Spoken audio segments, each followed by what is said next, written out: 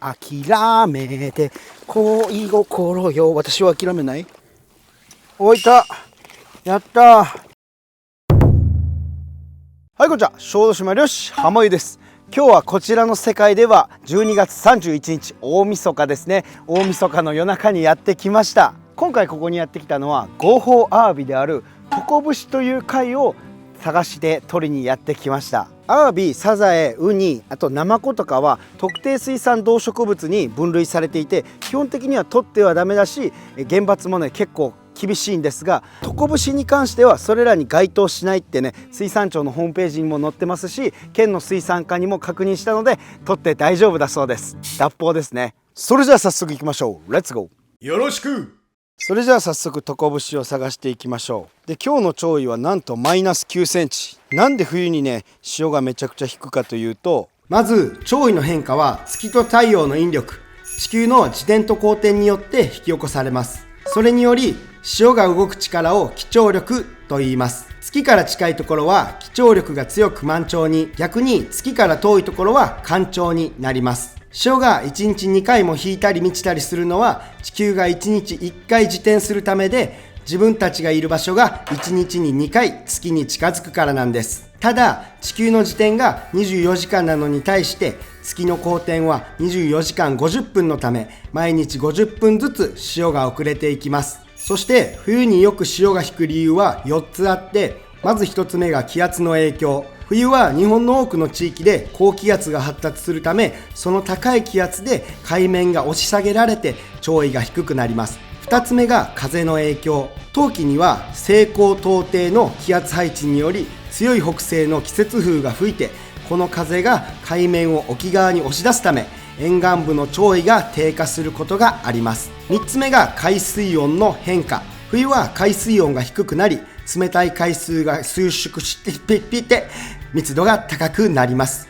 それで海面がわずかに下がることもあります。4つ目はですね、なんかこう冬の時期ぐらいに太陽と月と地球と日本との位置関係で、そこら辺も関係しているみたいです。ちなみに世界一の干満差を誇るファンディ湾では、その差はなんと15メートルで4階建てのビルに相当しますといったわけでございます。で、トコブシの名前の由来なんですけど、トコブシは床に伏せるって書いてトコブシで、床が浅いって意味で、節が小さいってことで、浅瀬にいる小さな貝ということです。だからこそね、海の中潜らなくても潮位がねめっちゃ引く時だったら取れるというわけですね。ちなみにどこの地域でも取れるとは限らないんで、皆さんももしね取ろうかっていう際はぜひ確認してください。で、トコブシはですね、腹側孔耳貝科無食性の巻き貝の一種です。で、腹側孔は軟体動物を意味して、耳貝っていうのは、大型の巻き貝の総称です。うわー、ここいそうですね。ちょっと見てみよう。お、ウニがいる。ウニは特定水産動植物なので取ってはダメですが、触る分は問題ないでしょう。紫ウニですね。こいつは冬に身を持ちますが、もう軽いんで多分すっからかんです。ここいそうだけどいるかな。だいたいね、耳貝科っていうのは岩の下に隠れております。いないですね。ちなみに生息地域なんですが、北海道南部から九州までいますので、結構どこでもいるのかなと思います。じゃあこういう石を返してみましょう。いるかな。よっ、いないですね。ただ石返すだけじゃダメで、やっぱここに空間がある石を返さないと貝の居場所がないんで、空間があるような、例えばこういう石ですね。こういう石なら空間があるんで、この下にもしかしたらついてるかもしれない。よっ、重たいぞこれ。よっよっ、あだだだあだだだだだ。いや、ついてなかった。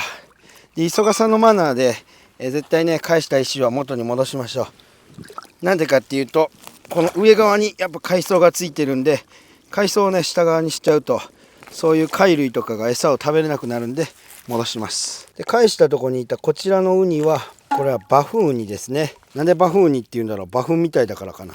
あの下とかいそうなんだけど、あれは絶対返せない。次行こう。じゃあ次これ返します。よいしょ。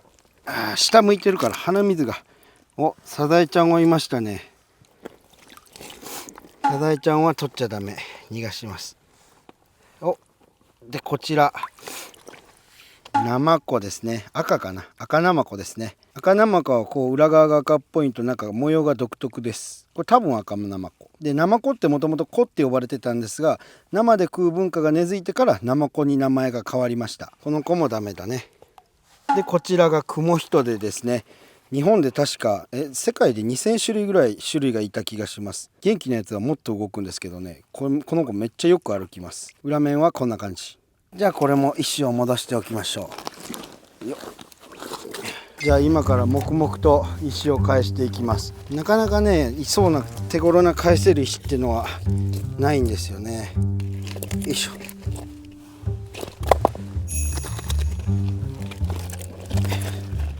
何やら小さな魚がいますね。これなんだろう、ハゼ？うまそうだ。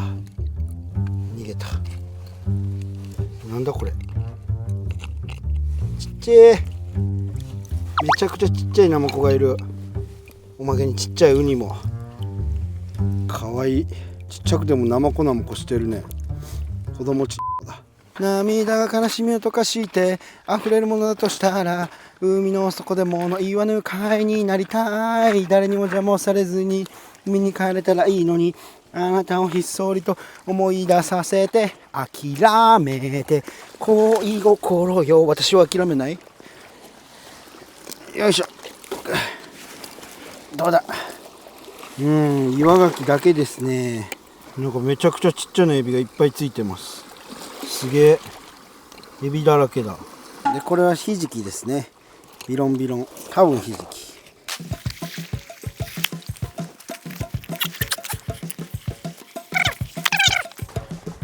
うちのスタッフも探してくれていますが、2人で探して15分ぐらい探してもまだ1匹も捕まえられません。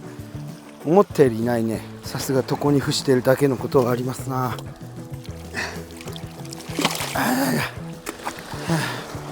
30超えたらなんか急に体力がなくなって、お酒の飲みすぎかな。うわ、なんだこれ、すっげえ。クモヒトデだけど、なんかすっごい四つ足。クモヒトデに入るのかこれ。いないなぁ。絶滅しちゃったか。アサリ。おお、珍しい。絶滅したと思われるアサリがいた。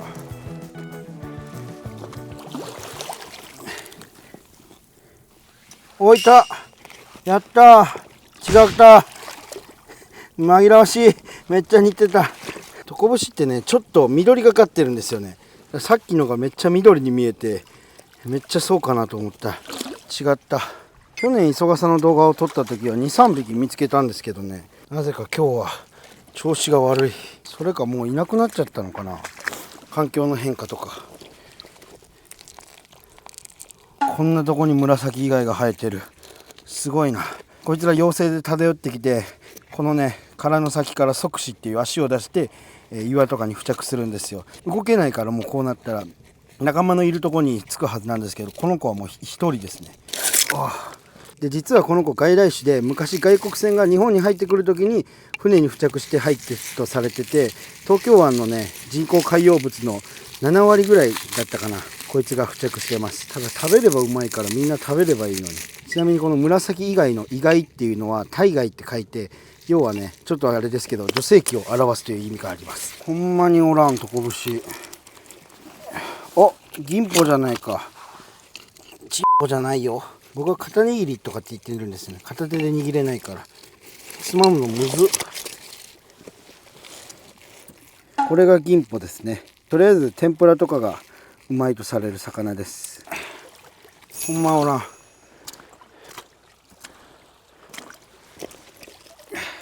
お、いました。なんとねこのちっこい石にいましたよ。こんなちっこい石に、ほらこれがトコブシです。床に伏してますね。じゃあちょっとミノで取りましょう。よいしょ。ついにゲットしました。合法アワビのトコブシです。でアワビと何が違うかっていうと、同じ耳貝科で巻き貝ではあるんですが、トコブシはもう見た感じですね、まずちょっと緑っぽくて、このビラビラも白いです。であとですね、穴の数が違ってちょっとピントが合いにくいんですけど、アワビは確か4個か5個で、トコブシは6個とか7個とか穴が開いてます。穴の数でも見分けることができます。殻の違いはこんな感じで、トコブシにもオスとメスがあって生殖線で確認することができます。ここからじゃちょっと見えにくいんですけど、緑がメスで白がオスです。見えないかな。でトコブシにもいろんな呼び方があって、万年貝とか千年貝とか大きな数字をこうつけるような名前になってるんですけど、要はこうやってアワビに似ているくせに何年待っても1000年待っても万年待っても、大きくならないよっていう意味でそういう名前がついてます。で三重県の方では福溜って言って、要は福を貯めるって漢字で当てて縁起物として重宝されていたりもしますね。でどれぐらいトコブシが大きくならないかっていうと、最大で9センチぐらいにしかなりません。で 80g までぐらいが最大個体です。これはもっとちっちゃい 5g ぐらいかな。とりあえずゲットしたということで OK です。でうちのスタッフがね、なんか超巨大なトコブシを発見したと騒いでいます。この岩らしいです。よいしょ。おお、でかい。確かに。でもこれでもあれですね、5、6センチぐらいってとこでしょうか。よいしょ。白いね。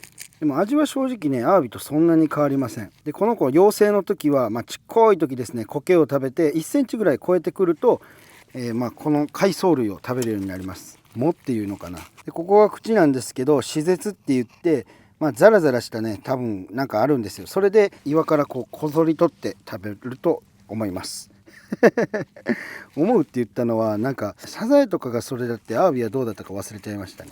これもトコブシ。とりあえず2匹目ゲットで、何回も言いますが、このカゴは奪ったものじゃなくて買ったものです。マイバスケットで、トコブシはめちゃくちゃ成長が遅くて、1年目で3センチ、2年目で5センチ、3年目でわずか1センチしか成長しなくて6センチとなります。さっきの個体はね6センチですね。6センチだから3年目のトコブシというわけです。でこちらがヒザラガイですね。タバンコウとも呼ばれます。この節がね、こういう動物の中で一番多い生物です。でこれがダメ貝。これ湯がいて食うとうまいですね。もう久しく食ってない。子供の頃はこのダメをね、ガガガーって石で割って、それを餌として釣りもやったりしてました。釣れるのは底べらばっかりでしたけど。でトコブシの穴の数は、成長とともに増えていって、古いものは閉じていくんですよ。面白いですね。で今も頑張ってまだ2匹しか取れてなくて、近年漁獲が減って海の松茸とも呼ばれたりするそうですね。納得。少ないで、やっぱアワビに似てるもんで、味もそんな変わらないので、悪徳な店とかではですね、もう今あるかは知らないですけど、そのアワビの殻にトコブシの身を入れて、提供するみたいな話もあるそうです。世の中には悪い人もいますからね。よいしょ。じゃあどんどん探していこう。今日はバタ焼きが食べたいのだ。漁師になりたいそこのあなた、今年も漁師フェアの時期が近づいてまいりました。最近では漁師になりたいっていう若い方が増えています。漁師 .jp さんの話だと、なんと女性からの相談もあるそう。そこで今回は小豆島出身のモデル兼インフルエンサーのもこさんに僕の船に乗っていただき、漁師体験をしてもらいました。そんな感じで大丈夫です。なんか来ましたね。エイなんで気をつけてください。どうですか、初めての網くりは。重いですね。重たいですか。重たいです。いつも動画で見てるんですけど、すごい速いからどうかなって思ったんですけど。正代の子供ですね。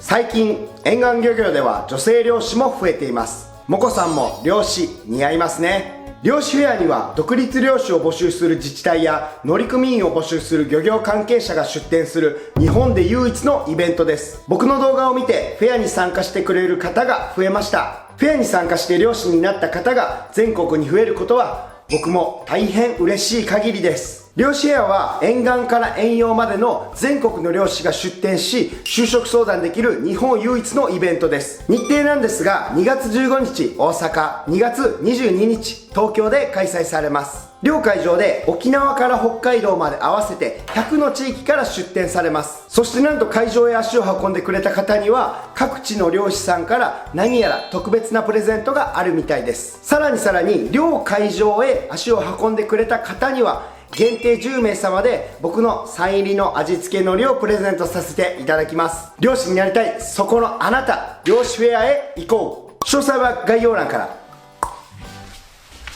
よいしょ。お、いたいた。これなんか綺麗ぞ。すごい見た目の美しいトコブシです。よいしょ。お、またしてもゲット。ここめっちゃいるじゃん。これはトコブシか？9個以上あるからトコブシだと思うんですけどね、ちょっと疑わしいな。これちょっと穴の数はトコブシっぽいんですけど、まあもしもがあるんでね、トコブシと断定できないやつは返します。まあこのように見分けがつかない人はね、絶対間違ってアワビを取ってしまう可能性があるので行かないようにしましょう。よいしょ。なんだこのカニは。かわいい。どこだ、海の松茸。いた。よいしょ。この子は1年ものですね。3センチ。なんぼかいるみたいだから、この3センチのちっちゃいやつは残してあげよう。3センチ超えたやつだけ取るようにしよう。いくら取ってもいいからって何でも取っていいわけじゃなくて、やっぱ資源保護は大事。未来へつなごう。遊べる海。こいつは4センチだな。こいつはセーフ。持って帰ろう。お、この岩大きいし空間があるからいそうだぞ。どれでしょう。いなかった。上すぎたね。これいそうだな。おお、なんじゃこれ。でっか。お、これアワビか。これはアワビだな。さようなら。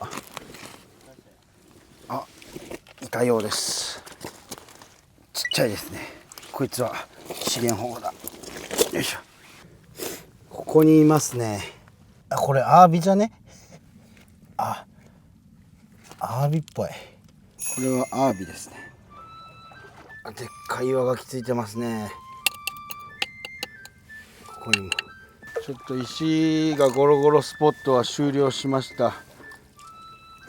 こっちにもいるかな。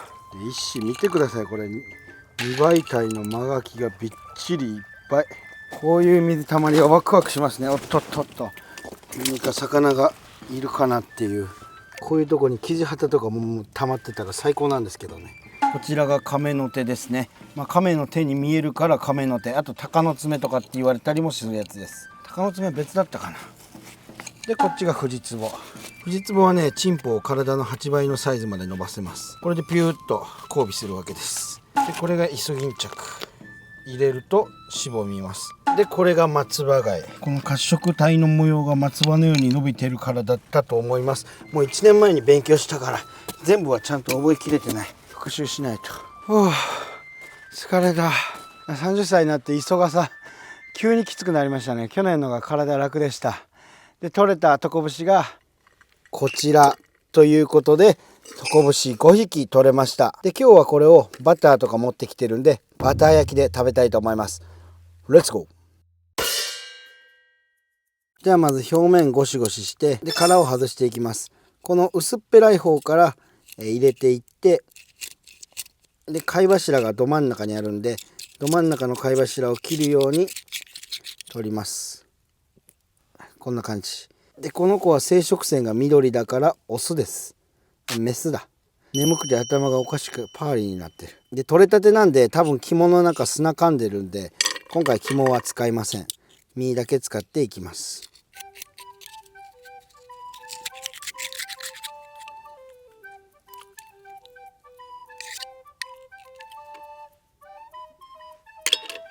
取れました。でこちらのトコブシを洗いに行きます。あら、どっか行く。危ねえ危ねえ。これで OK。 はい、で洗ってきたんですけれども、ここに口がついてるんでこの口を取ります。この口取っとかないとね、この口自体が食感悪いのと、あと土とか多分噛んでると思うんで、これで OK。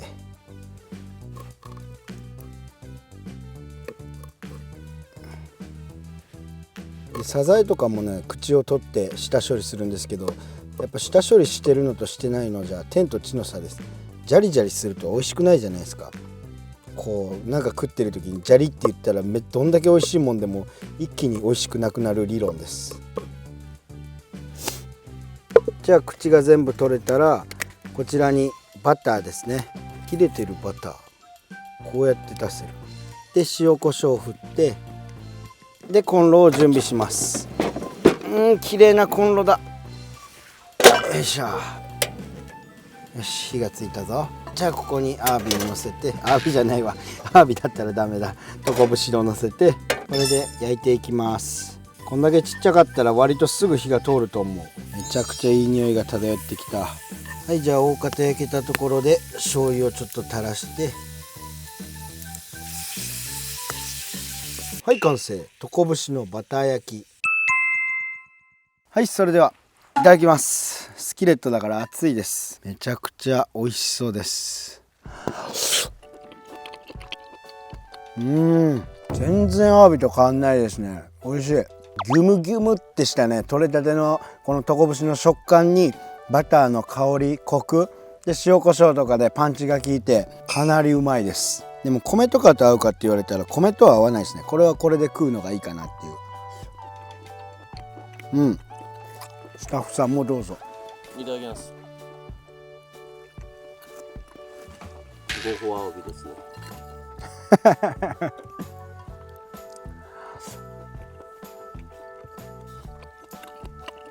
うまい。はい、では皆様いかがだったでしょうか。合法アワビことトコブシを取って食べるという動画でしたけれども、なかなかやっぱ海の松茸と言われるだけあって探すのに難儀はするんですが、その難儀してようやくね頑張ってトコブシをゲットしてそれを海のこの自然の中で食べるという素晴らしい経験でした。最高に美味しく楽しかったです。本日もご視聴ありがとうございました。またお会いしましょう。See you next time. バイバイ。